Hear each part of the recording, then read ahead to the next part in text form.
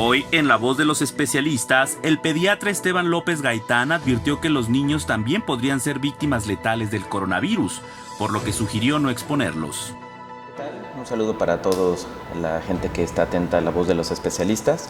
Soy el doctor Esteban López, soy pediatra, oncólogo pediatra y actualmente el presidente del Colegio de Pediatras del Estado de Michoacán. Tengo que comentarles sobre lo que estamos viviendo hoy en día en nuestra sociedad, en los niños, a través del COVID. Aparentemente, y lo que se reporta es que a los niños, cuando se infectan de este virus, es difícil que se puedan complicar. Sin embargo, conforme estamos teniendo más y más casos, nos damos cuenta de que no es tan así. El primer problema con los niños es que ellos pueden contagiar a los demás. Si bien no se enferman gravemente la mayor parte de las veces, el hecho de que vayan de visita a sus abuelos, a sus tíos o a gente que tiene alguna enfermedad y que es susceptible a tener gravedad en ello, eso es el gran problema de los niños.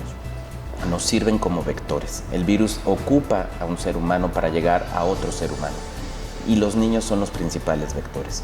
Además, como pueden ser asintomáticos, pueden llevar el virus sin que nadie se dé cuenta de un lado a otro. Pero además no es cierto que los niños no se enfermen. En nuestro país, 1.7 de la gente que ha sido diagnosticada coronavirus positivo son niños. Y de ese ya tenemos registrado 17 muertes. 17 muertes que sí, la mayor parte de ellas tienen algún problema. Algunos niños con enfermedades en el corazón, cardiopatía congénitas, algunos niños con síndrome de Down, algunos niños con SIDA, algunos niños con cáncer. Pero solamente la mitad de ellos, la otra mitad eran niños sanos. Entonces, yo creo que no vale la pena exponer a nuestros niños pensando en que no se van a morir, porque lo pueden hacer. Tenemos que seguir todas las medidas todavía con ellos, tenemos que enseñarles todavía a cómo comportarse en estas situaciones y esto es solamente cuestiones de hábitos, tener los hábitos adecuados de higiene, como pueden ser el lavado de manos, como puede ser el dejar los zapatos a la entrada de la casa, como puede ser el saber utilizar adecuadamente qué tipo de cubrebocas, cómo estornudar y toda una serie de cosas que seguramente se van a quedar para siempre en nuestra forma de vida y en nuestra forma de comportarnos, no solamente por el coronavirus, sino por la influenza, por la varicela, por muchas otras cosas. Lo ideal no es enfermarse. Por ahí hay cierta tendencia a decir que debemos enfermarnos para provocar la inmunidad de rebaño. No es así.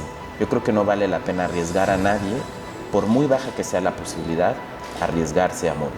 Del 1.7% de los más de 20,000 casos que ya tenemos en el país, que te decía que corresponden a niños, los que terminaron en terapia intensiva y que fueron la mitad de ellos fueron niños sanos, simple y sencillamente el riesgo fue el haberse contagiado, el haber estado en contacto con un adulto o con algún cuidador que era positivo para el coronavirus.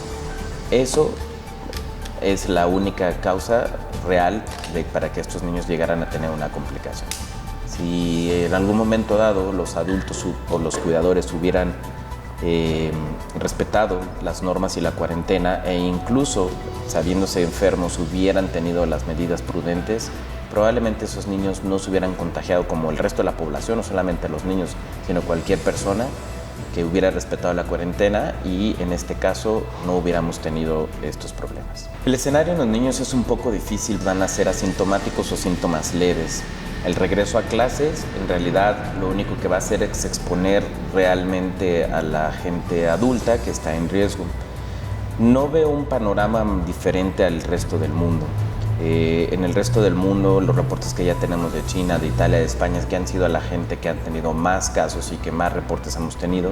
Y lo que estamos viviendo en Estados Unidos en estos días puede ser que sea replicable en nuestro país. No habría un porqué, ¿no?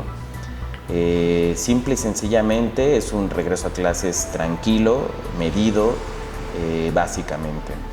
Hay que entender también que, ¿cómo explicar? Si nosotros tenemos una población que tiene un caminar continuo, pues vamos a tener un brote continuo de la enfermedad hasta que básicamente todos tengamos anticuerpos, ¿no? Pero déjame ordenar las ideas.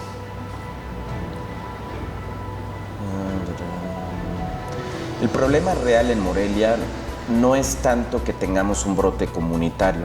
De alguna otra forma la población ha logrado mantener la cuarentena con muchos esfuerzos y básicamente vamos a tener que regresar por las cuestiones económicas. No hay forma humana de que podamos aguantar más. Pero se ha logrado contener el brote en Morelia de una u otra forma. Aquellas personas que habían viajado a Turquía y Estados Unidos no pasó a mayores, lograron contenerse esos brotes. El problema real de Morelia es que al ser la capital del estado y al empezar a concentrar población, vamos a empezar a tener casos importados del interior del estado. Y en el traslado de esos pacientes, en el contacto con los familiares de esos pacientes que van a estar en las zonas hospitalarias, puede ser que sean los brotes. Esta es la 48ª de una serie que La Voz de Michoacán le ha preparado para que usted esté bien informado.